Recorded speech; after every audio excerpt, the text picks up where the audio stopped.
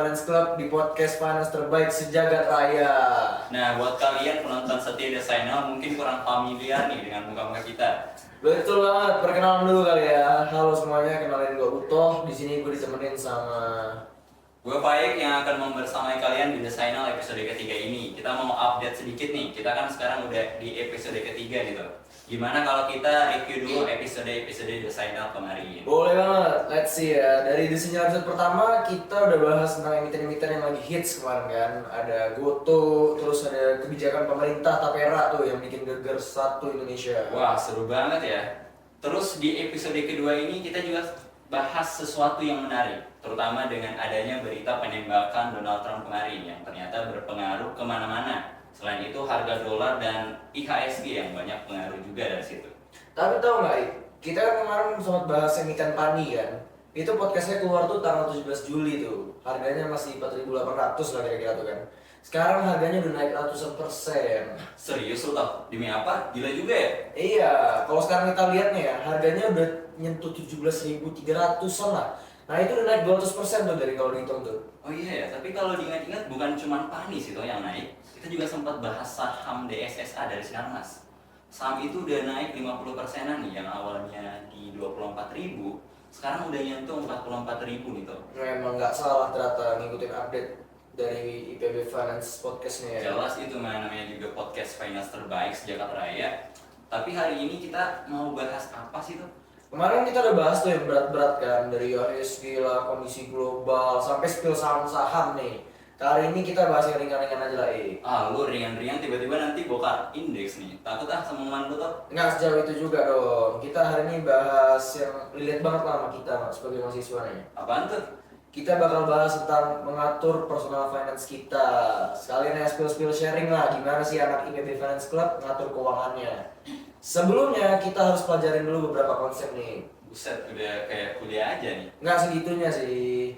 Yang pertama kita, yang paling simpel ada konsepnya financial management, di mana kita belajar tentang cara melibatkan pengelolaan dana investasi, pengeluaran dan sumber daya keuangan lainnya untuk mencapai efisiensi, keberlanjutan dan pertumbuhan finansial yang stabil di masa yang akan datang. Oh, gua paham nih. Intinya cara mengatur keuangan pribadi kita kan. Karena keuangan pribadi itu hal yang paling fundamental sebelum kita terjun ke investasi. Lebih baik kita mempelajari terlebih dahulu keuangan pribadi.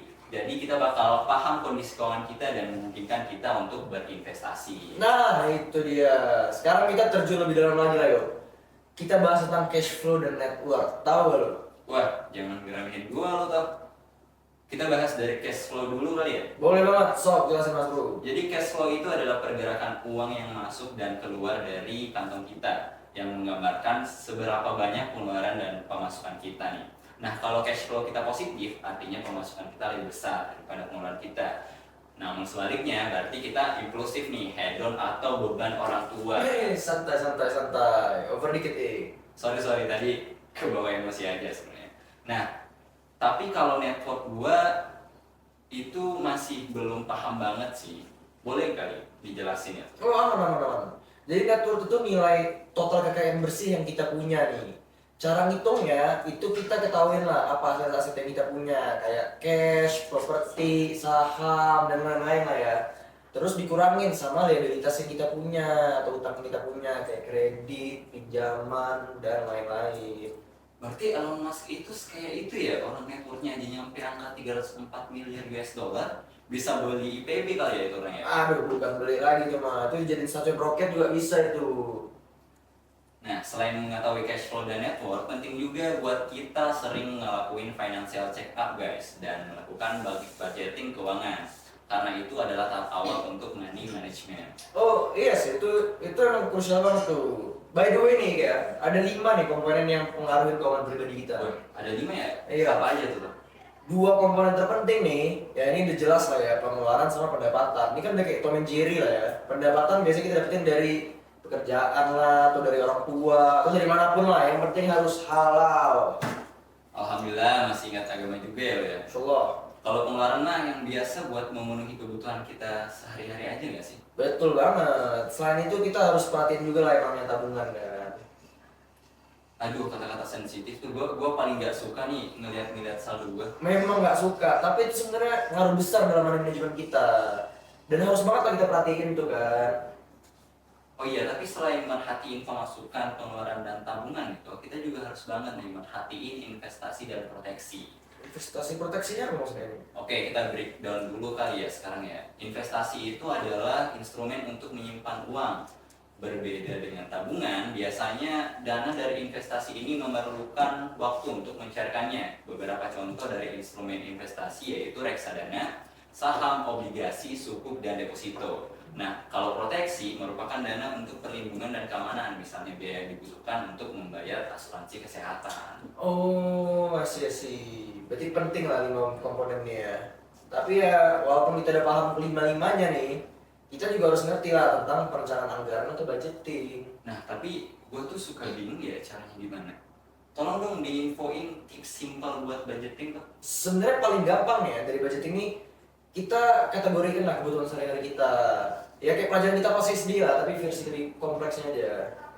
Ya kan gue udah bilang gak ada simpel-simpelnya nih Enggak, budgeting nih. enggak, ini simple. Yang penting tuh 4 bagian itu ada kebutuhan primer, kewajiban, sekunder, sama investasi. Kalau investasi kan tadi udah di breakdown lebih dalam ya, tapi kalau kebutuhan primer sama kewajiban itu sebetulnya apa sih? Kalau primer ya sandang pangan papan. Kalau kewajiban ya kayak bayar uang kuliah, uang kas, tagihan listrik, ya gitu-gitu lah ya.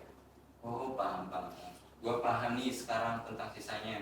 Kebutuhan sekunder berarti mencakup hal-hal yang menghibur diri atau self reward ya, kayak nonton film, jalan-jalan. Sedangkan kalau investasi ya sama kayak yang gue jelasin tadi ya. Betul banget, simple kan?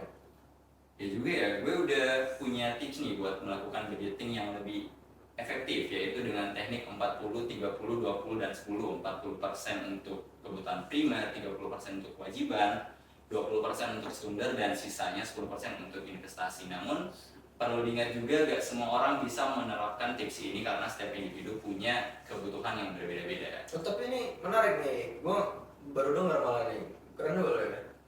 Jelas keren lah. Oke. Oke, next gue bakal bahas tentang dana darurat dan dana pensiun nih.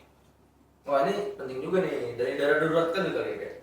Boleh. Jadi dana darurat itu adalah cadangan dana yang disisihkan untuk menghadapi pengeluaran tak terduga. Menyiapkan dana darurat bertujuan untuk mencegah terjerumus ke dalam utang dan memberikan rasa kendali terhadap situasi. Nah, ini buat orang yang hobi pinjol nih, ini penting nih buat punya dana darurat nih. Wah, betul banget tuh. Tapi dana darurat sangat tergantung pada risiko individu masing-masing. Jadi setiap individu punya profilnya masing-masing gitu. Ada beberapa indikator dalam menentukan profil risiko seperti usia, status pernikahan, dan jumlah tanggungan serta pengeluaran bulanan yang didapatkan atau yang dialami oleh individu tersebut. Semakin tinggi kebutuhan profil risiko dari suatu individu, semakin besar pula dana darurat yang harus disiapkan. Misalnya seorang pria berusia 25 tahun belum menikah dengan pengeluaran bulanan sebesar 4 juta. Maka dana darurat yang disarankan adalah 3 kali lipat dari pengeluaran bulanan yang ia miliki, sehingga perlu menyiapkan dana darurat sebesar 12 juta. Dana darurat dapat disimpan dalam berbagai instrumen itu, seperti 40 dalam deposito, 30 dalam pasar uang, 20 dalam tabungan bank, dan 10 dalam bentuk uang tunai. Namun alokasi ini merupakan patokan yang harus diikuti secara kaku, melainkan bergantung pada profil risiko individu masing-masing. Oh, mantap. Ini langsung dijelasin sampai contoh-contohnya gitu ya, mantap nih ini. Sekarang giliran gua kali jelasin tentang dana pensiun nih buat masa tua kita ya kan. Masa tua kita. Enggak gitu ya, enggak gitu. Back to topic lah ya. Dana pensiun ini dana yang disiapin untuk memenuhi kebutuhan kita di masa depan. Kalau kita udah nggak lagi kerja dan udah nggak produktif, dan ini butuh jumlah yang besar, sehingga kita perlu kita siapkan sejak dini.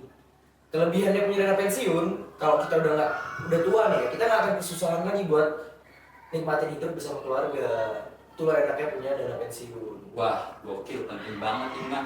Tapi kayaknya nggak akan melatih durasi podcast kita kalau kita breakdown semuanya ya, Ben. Bener banget. Makanya buat teman-teman yang tertarik buat belajar lebih lanjut nih, langsung cek aja nih modul dari PB Finance Club, namanya IFC Academy. Betul banget. Oke, sepertinya udah cukup nih kita sharing-sharing ilmu finance. Semoga kalian bisa semakin bijak ya dalam mengatur keuangan kalian masing-masing. Ya betul, biar nanti kita cepet kaya juga ya kan, bisa cepet-cepet beli McLaren. McLaren warna apa bos? Kelas. Ya. Mohon maaf teman-teman jika ada salah ya. Utoh pamit dulu ya.